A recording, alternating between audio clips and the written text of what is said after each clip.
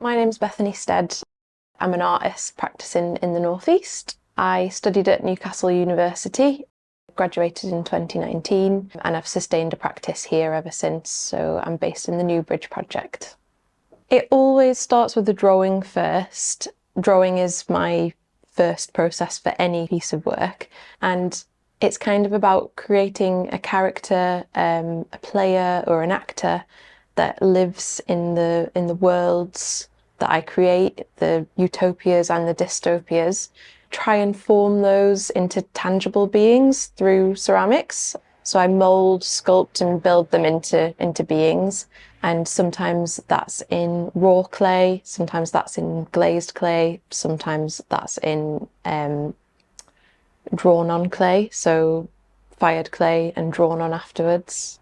Historically, I've used stoneware clay, and it's something that I'm in the process of changing to an earthenware clay. And the reason being is that stoneware clay fires to a higher temperature, so it actually takes more energy to fire, and earthenware clay fires to a lower temperature.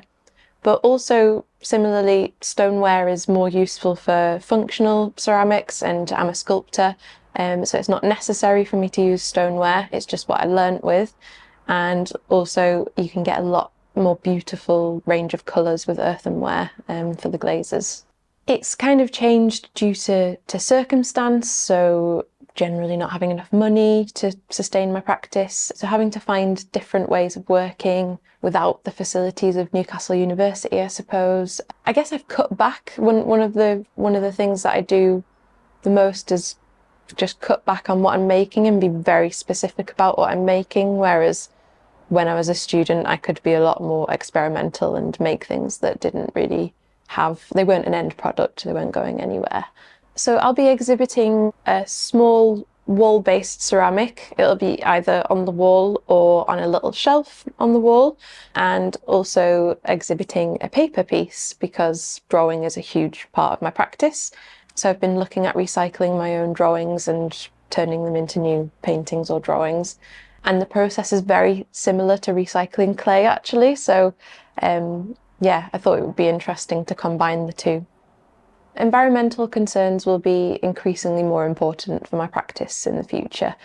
They always are, they're getting more and more important, and it's something that I guess I'm slowly having more space to think about. It's quite difficult to be sustainable if you don't have the time, money and space to be sustainable. So it's going to be something that's written into my applications moving forward. It's going to be something that's always in the back of my head when I'm thinking about making a piece of work. A lot of ceramicists or sculptors are thinking about that, and I can just see that progressing in the future. I think people are going to be changing their practice, and the types of people that buy this work will be more interested in pieces that were made sustainably or with eco-conscious ideas in mind. And I don't think it's just a popularity thing, I think it's a necessity thing.